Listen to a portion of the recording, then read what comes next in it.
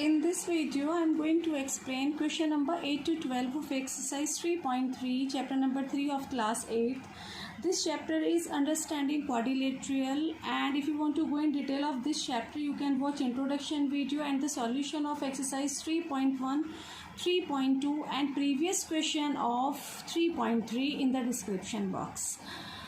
Now let's start question number 8. So welcome once again in Rashmi Gupta maths classes, and the question number 8 is the following figure: guns and runs are parallelogram, find x and y. Lengths are in centimeter. Here there are two figures. It is GUNS guns and in the second part it is runs. So discuss करते हैं. पहले first part अपना ये है कि हमें यहाँ पे पैरेललोग्राम शो किया हुआ है and you have to find out the value of x and y. ठीक है, and we know the property of the parallelogram is that का opposite sides are equal. So in figure we can write here in parallelogram GUNS. GS is equal to UN and GU is equal to SN. Means ये side इसके equal है and this side is equal to this side, क्योंकि parallelograms की property होती है कि उनकी opposite sides equal होती हैं. Now compare it is GS is what? It is 3x is equal to 18. So you can find out here by solving this 18/3. It is 3 6 18. So x is equal to 3 centimetre, क्योंकि हमें बोला गया है कि lengths are given in centimetre. So यहाँ से हमारा x find out हो गया है. GU is 3y - 1 is equal to SN is 26.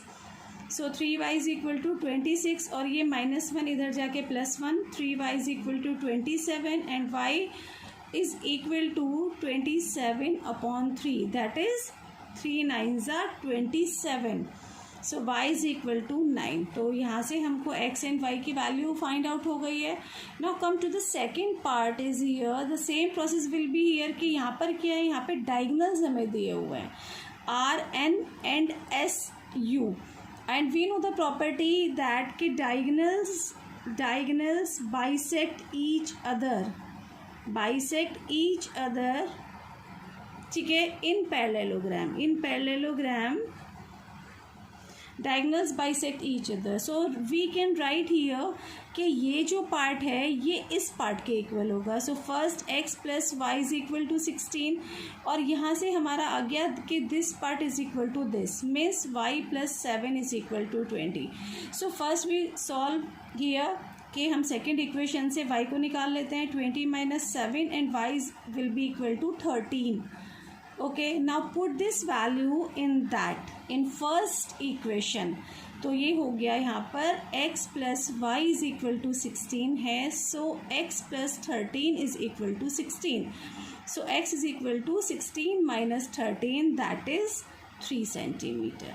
यहाँ से y है 13 centimetre and x will be 3 centimetre. So हम इस तरीके से पैरेललोग्राम की प्रॉपर्टी को यूज़ कर सकते हैं. Now come to the question number 9. It is also very interesting question और यहाँ पर भी हमको क्या करना है, we have to use the property of the parallelogram. In the above figure both risk and clue are parallelogram. देखिए RISK it is a parallelogram and here CLUE is also a parallelogram. You have to find the value of x और x कहाँ है हमारा, ये एक छोटा सा angle है x.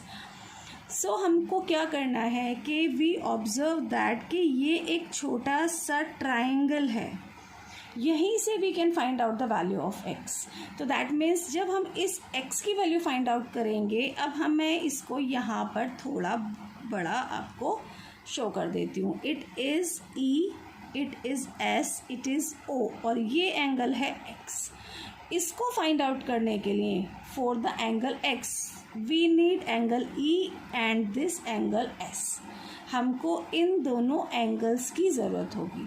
Now come to the CLUE. In CLUE ये भी एक पैरेललोग्राम है. CLUE this angle L is equal to angle E और जो एंगल L है it is 70 degree and by the property के अपोजिट angles आर इक्वल, के अपोजिट एंगल्स जो हैं वो इक्वल होते हैं.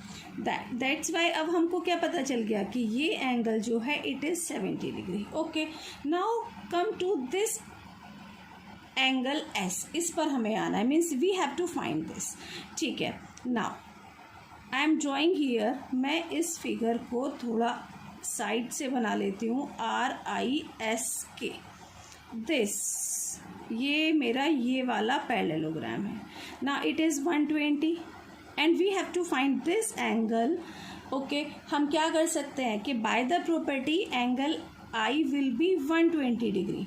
ओके, इन RISK रिस्क वाले पैरेललोग्राम में angle K is equal to angle I which is equal to 120 degree because opposite angles are equal. Okay, now the same side of the parallelogram, if I extend this side and it is a transversal line, ये दो parallel line को cut कर रही है और same side पर बने हुए दो एंगल का सम क्या होता है 180. So means 120 degree plus angle S is equal to 180 degree. So angle S is equal to 180 degree minus 120 degree, it will be 60 degree. तो हमको क्या, जो हमको नीड था एंगल S का वो हमको मिल गया, इट इज़ 60 डिग्री. नाउ अब ये बहुत छोटा सा एक जो ट्रायंगल है ESO, किसकी बात करेंगे, ESO की बात करेंगे.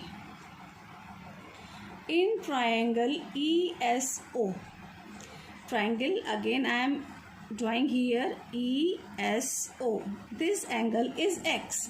ये एंगल हमको मिला था 70 डिग्री और दिस इज 60 डिग्री.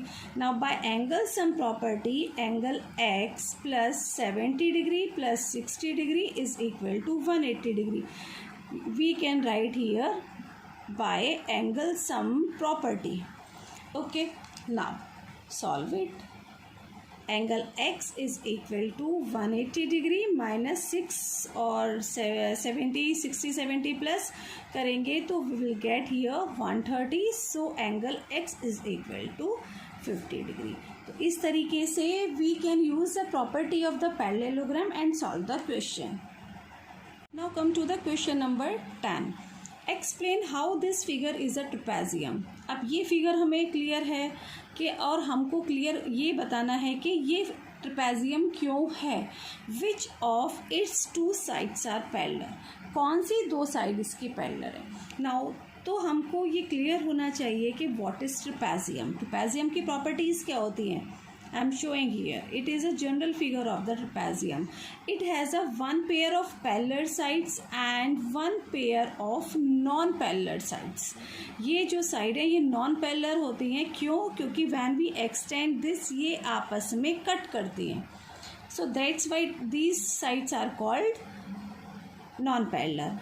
अब क्या होता है कि ये जो हमारा होता है ट्रेपेजियम का shape like that, it is like the, ये हमारी पैरेलल लाइन क्यों होती है, ये किस टाइप से होता है कि व्हेन वी एक्सटेंड दिस, यदि मैं इन दो लाइन को एक्सटेंड करती हूँ, इट इज़ ट्रांसवर्सल लाइन. और ट्रांसवर्सल की सेम साइड पर बने हुए दो एंगल्स का सम, if the sum of these two angles on the transversal line is 180, then we can say that these two lines are parallel.